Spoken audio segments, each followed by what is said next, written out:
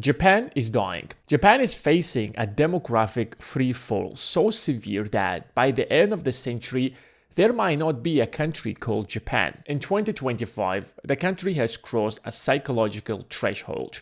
Birth rates have plummeted to a historic low. No matter what the government is trying to do to push the young people to have babies, young people simply refuse to have babies in Japan. Recently, I came across a video that explains how the Japanese government or a unique Japanese culture made it impossible to have babies in Japan.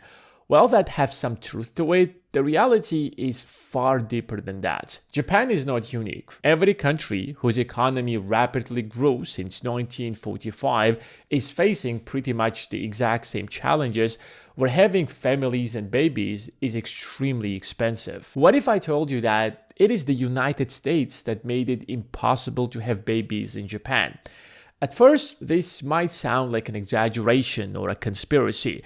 But when you understand what the United States did with the Japanese economy, you understand that no matter what Japan will try to do, having babies in Japan will still be impossible. The biggest reason why people are not having babies is because they're not financially stable. If you can't afford a roof over your head, if you can't actually cover your basic necessities, we can't possibly talk about creating a family. If you're a young man in your 20s or even your 30s and you cannot possibly even take a mortgage and have a house, what kind of a family are we talking about? If you can't feed yourself, you certainly can't feed a family, especially kids. And having kids is extremely expensive, where you have to actually get them into school, then you have to get them into universities, but most importantly, you need to actually have a roof over your head. It's really easy to blame Japan. Why Japanese people are not working harder? Are Japanese people are lazy? Historically, Japanese people are not lazy. They've built one of the largest empires in the world. Japan is actually one of the largest economies in the world. Don't the Japanese people understand that they need to start families? It doesn't matter what kind of a GDP you have. It doesn't matter how many Toyotas you build. If you're not going to have kids, if you don't start families, the nation is simply going to disappear. If you stop having babies, then you're going to have a pension crisis. Japan has one of the highest life expectancies in the world. The average Japanese person receives pensions for far longer than many other nations in the world. And that means that you actually need a lot of young people to take care of them. In fact, without the government support today, the entire pension system would have actually collapsed a long time ago. Japan is not unique. The Japanese government actually created so many incentives, and yet people still refuse to have babies. Here's the truth. The United States of America has actually made it impossible to have babies in Japan. This is the Japanese GDP. Right after World War II, Japan was one of the fastest growing economies in the world. Since 1945, instead of wasting that talent on building weapons, Japan decided that it's going to use that talent to build cars, electronics, and just sell them all across the globe, especially in the United States. American car companies simply were not able to compete with the Japanese cars because Japanese cars were cheaper, much more efficient, and that threatened Washington. So the US government at that point wanted to do something about it. This GDP growth is not normal because there is a rapid growth in the GDP, then suddenly since 1990s there is some kind of stagnation and the entire economy keeps collapsing. If you put this chart alongside of other economies, you'll see that every single economy goes through some period of fluctuations, but sooner or later the economy starts growing. But in the case of Japan, the Japanese economy never actually started growing. And that's because in 1985 the United States decided to force Japan to sign an agreement that we call a Plaza Accord. The Japanese GDP in 1985 was about $1.4 trillion.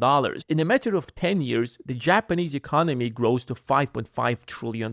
What exactly has happened that the Japanese economy has drastically risen? The United States forced Japan to artificially overvalue its currency. Suddenly, the Japanese economy became extremely large on paper. If we overvalue your currency and your cars are being sold in Japanese yen, overnight your cars become more expensive. So if you're an American consumer and you go to the shop and suddenly the Japanese cars are more expensive than American cars, which car are you going to pick? Of course, you're going to buy an American car. Let's say for the sake of example that $1 is 200 yens and the exchange rate, for example, between the US dollar and Japan is that 1 US dollar equals to 200 Japanese yen. This pen is manufactured in Japan for 1,000 yen. So if we bring this pen back to the United States and sell it when the exchange rate is 1 to 200, that means that this pen will be sold for $5 in the US. But if we artificially change the exchange rate, and now the new exchange rate between the Japanese yen and the US dollar is that 1 US dollar is now equals to 100 in Japanese yen, while the pen costs the exact same 1,000 yen. Now, the new exchange rate means that 1 US dollar equals to 100 Japanese yen, which means that 1,000 Japanese yen equals to $10. Now, the price of this pen in the United States is going to cost $10 instead of $5. So nothing absolutely changed. Just because we have artificially changed the exchange rate between the US dollar and the Japanese yen, the pen became extremely expensive. So when you look at this massive growth in Japan's GDP between 1985 to 1995, it wasn't that the Japanese economy itself actually grown so much, but rather the United States forced Japan to artificially strengthen its currency to make everything in Japan insanely expensive. And that created the largest economic bubble in the history of Japan. Because Japan is deeply integrated into the global economy, and the entire Japanese economic model since 1945 was that create really great stuff at a cheaper price and sell them to the rest of the world, suddenly the Japanese goods became extremely expensive all across the globe, and Japan lost the competitive advantage. Everything in Japan was suddenly insanely much more expensive. So if you, for example, owned a house in Japan and the price of your house was, for example, $1 million in the US dollars, overnight the price of your house became $2 million or $3 million. The financial bubble in Japan became so extreme that at its peak, the imperial palace in Japan was much more expensive than the entire state of California. Just to give you a perspective that the entire Japan is much smaller than the state of California, but this palace alone in central Japan was much more valuable than the entire state of California. Whenever there is a financial bubble, sooner or later that bubble is going to burst. And when the bubble has burst, the Japanese economy has crushed after that, and the Japanese economy hasn't actually recovered since then. Wait a second, what that has to do with the fact that it's impossible to have babies in Japan? Let me give you an example of how that basically destroyed the entire Japanese economy, that made it impossible for the average Japanese person to have babies. Imagine you have a family and this family wants to buy a house. Let's say the price of the house is $1 million, and this family would get a mortgage for $1 million and buy the house. What happens when the price of houses collapse by 50% when the bubble burst? Suddenly, the price of your house now worth $500,000 or $400,000. So your house lost 50 to 60% of its valuation. Your debt is still $1 million. So you still owe the bank $1 million. So people suddenly were in massive debts. They borrowed $1 million to buy an asset worth $1 million. Now the value of the asset has crashed by 50 to 60%, but their debt still remained the same. And that forced a lot of Japanese people to default on their loans. Or even if they did not default on their loans, their debt was insanely much higher than the amount of assets they owed, which means that they spent the next couple of decades simply paying off their debts. If you suddenly find yourself having so much debt, here's the question: will you go and create a family and have babies, or your first priority is going to be to pay off your debts? Of course, you're going to think about paying off your debts. And that's the situation dozens of millions of the average Japanese people found themselves. Since 1945, their entire nations was destroyed. And in the next 20 to 30 years, they have rebuilt their economies to the point where they can finally have babies. But when they built their economies, they found themselves in such huge debts that they had no option but to repay that debt for decades to come. And this is just one example, because people actually had investments in the stock market and properties, and all of those investments were suddenly destroyed. And the people who borrowed money to make these investments, they were in a much worse situation. So right after the bubble burst, wages fell, economy kept shrinking, but debt remained the same. So imagine if the economy is going down, your wages are going down, you're actually making a lot less money, but your debt is still rising.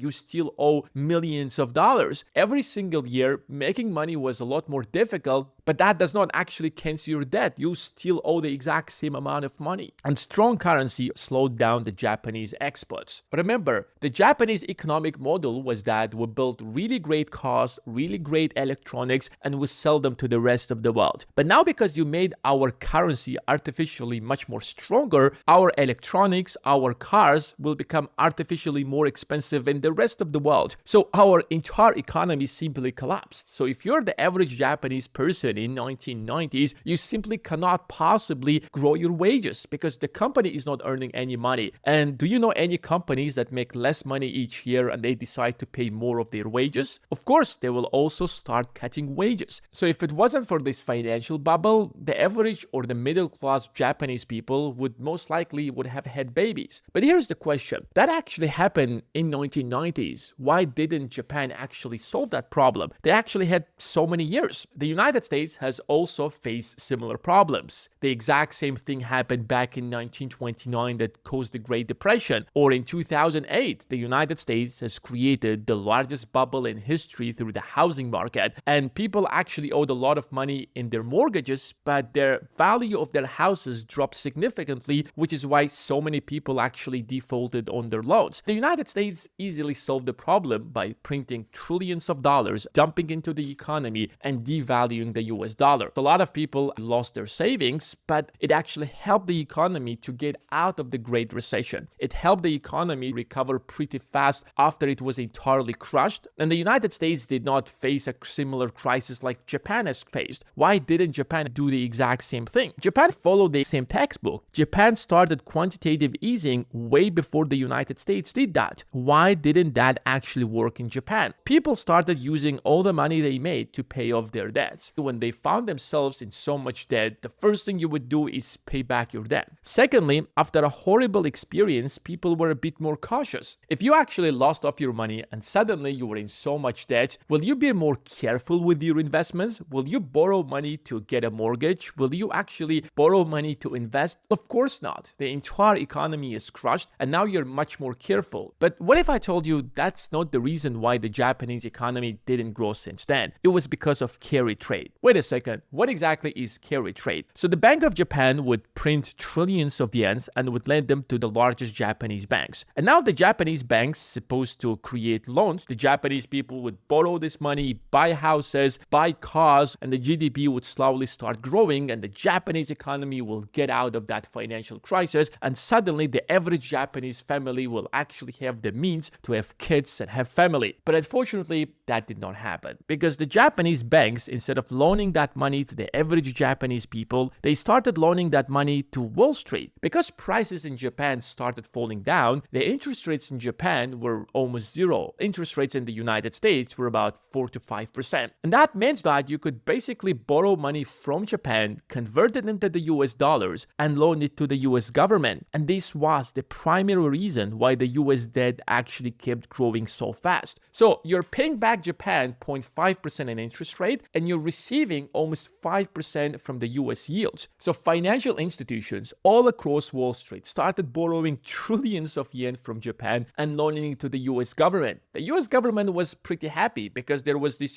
huge demand for the US debt. That allowed the US debt to expand way faster than it did in the past. The Bank of Japan simply became a source of infinite debt for the US government. And in the middle, the Japanese banks made a lot of money, Wall Street made a lot of money, hedge funds made a lot of money. Everybody basically made a lot of money except the average Japanese family. That money should have gone into the Japanese economy and create inflation in Japan to boost the economy so that the GDP would start growing and that would get Japan out of that recession. In other words, the United States basically sacrificed the entire Japanese economy to ensure that the United States can keep borrowing infinite amount of money. And that's what we call a carry trade. If Japan made carry trade illegal, then all of that money had no other choice but to be spent in Japan. That would have created inflation, asset prices would keep rising, and that means that the average net worth of the average Japanese family would have risen and paying off their previous debts would have been a lot easier and the Japanese GDP would start growing. And that meant that it would have encouraged people to borrow more money, to spend more money, and the GDP would naturally keep growing.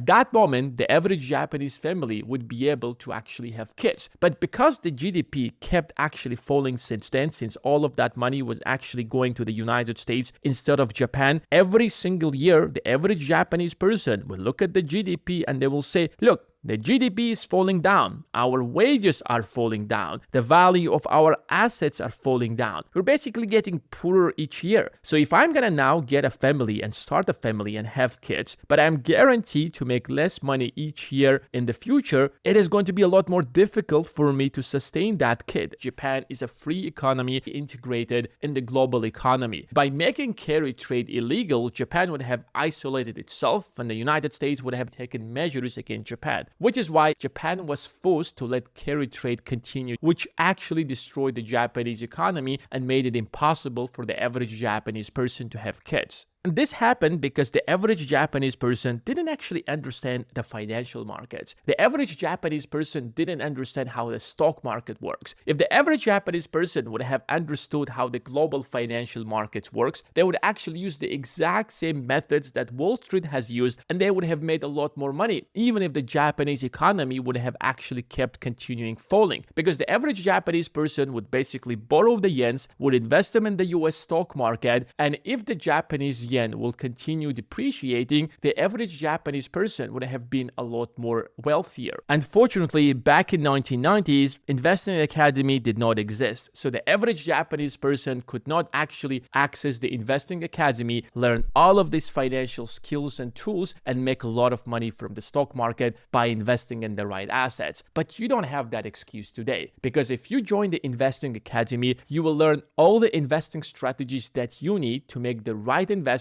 and grow your wealth no matter where you are in the world. Whether you're in Japan, in Germany, the UK, the US, it doesn't matter where you are. As long as you know how to invest like Wall Street, as long as you have the right tools in front of you, you are going to build the kind of wealth that will keep growing no matter what happens in the world. And if you join the Investing Academy today, you are going to get a 67% off of the annual plan. The link is in the description of this video.